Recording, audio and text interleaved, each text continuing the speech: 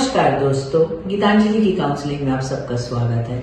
आज हम एक बहुत ही इम्पोर्टेंट मुद्दे पे बात करने के लिए इकट्ठे हुए हैं और आज ये मुद्दा इसलिए बहुत जरूरी है क्योंकि ये मुद्दा बार बार मेरे प्रैक्टिस में उठता है। बहुत सारे युवा पीढ़ी के लोग, बहुत सारे पुरुष महिलाएं मुझसे ये सवाल पूछते हैं, हम थक चुके हैं, हम तंग आ चुके हैं, अपने आप को कैसे प्यार करें। जो उठता है कुछ ना कुछ हमें कह देता है, कोई मोटा कह देता है, कोई छोटा कह देता है, कोई नाटू कह देता है। ये सब चीजें हमें बहुत तंग कर रही हैं।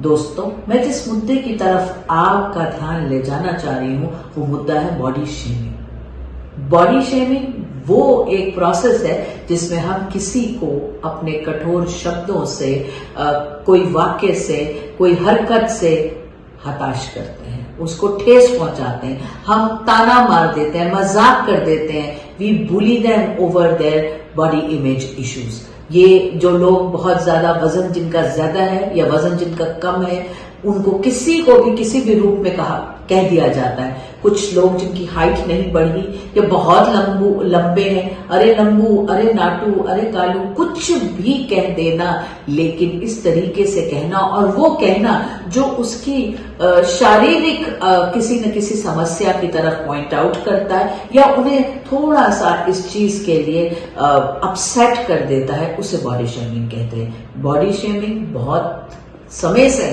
हमारे इर्द गिर्द चल रही है। अपने घर के अपने प्रियजन भी, माता पिता, भाई बहन, बड़े रिश्तेदार, परिवार वाले, दोस्त मित्र, कोई भी बॉडी शेमिंग में इंडल्ज कर सकता है। यहाँ तक कि हम खुद भी कई बार जाने में अनजाने में अपनी बॉडी शेमिंग कर लेते हैं। मैं इतना पता नहीं क्यों खाती हूँ।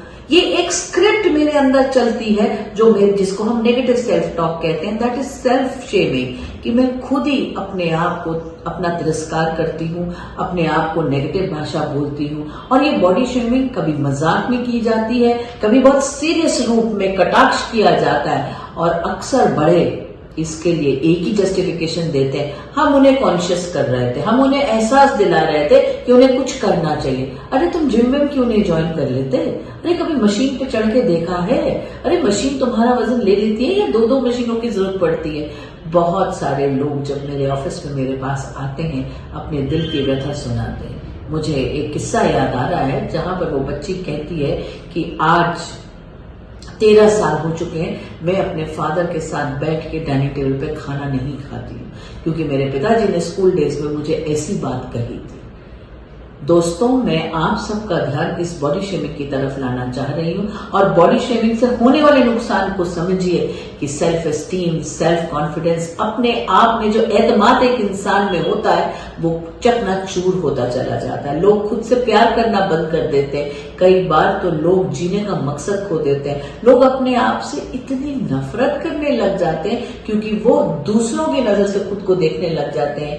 अगर किसी का रंग पक्का है ज्यादा तो परिवार वालों को उसकी शादी की चिंता है, उसके बारे में कहीं ना कहीं वो लोग बात करते हैं। तो जिसका रंग सांवला है उसका उसमें तो कोई कसूर नहीं होता, लेकिन हम उसे एहसास दिला कर और बहुत सारी सलाहें दे देकर उसे कहीं ना कहीं बिना किए हुए जुर्म का एहसास करते हुए मुजरिम करार कर देते हैं।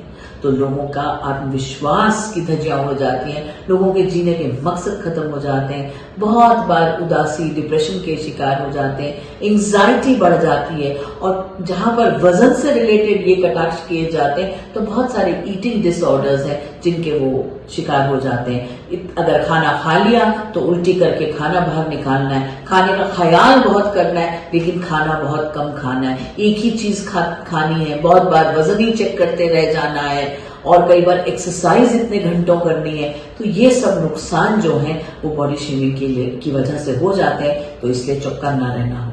और अब हम बॉडी शेमिंग से बच कैसे सकते हैं? अगर हमारे इर्द गिर्द कोई इसका शिकार है, कोई विक्टिम है, तो वो क्या कर सकता है और हम उनके लिए क्या कर सकते हैं? सबसे पहले तो सेल्फ लव का पाठ पढ़िए, खुद से प्यार करना सीखिए, उन्हें ये सलाह मशवरा दें कि वो जैसे भी हैं, जो भी हैं, बहुत अच्छे हैं। ये जो हम बार बार सोशल मीडिया से जुड़ते हैं और सोशल मीडिया में जो स्टैंडर्ड्स दिखाए जाते हैं हम उससे अपने आप को पहचानने लग जाते हैं।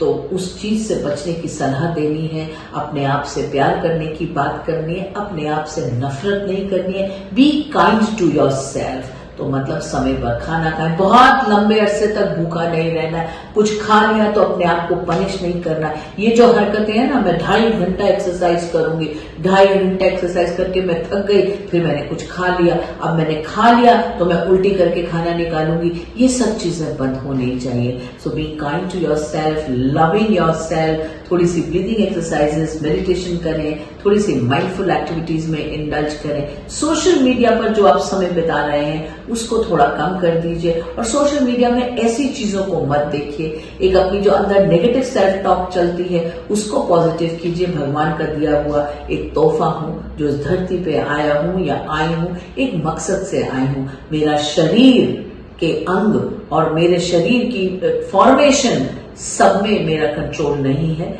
जो चीजें कुछ मेरे कंट्रोल में है उन्हें मैं कंट्रोल करने की कोशिश करूंगी, लेकिन मेरा शरीर की फॉर्मेशन और मैं दो अलग अलग चीज हूं।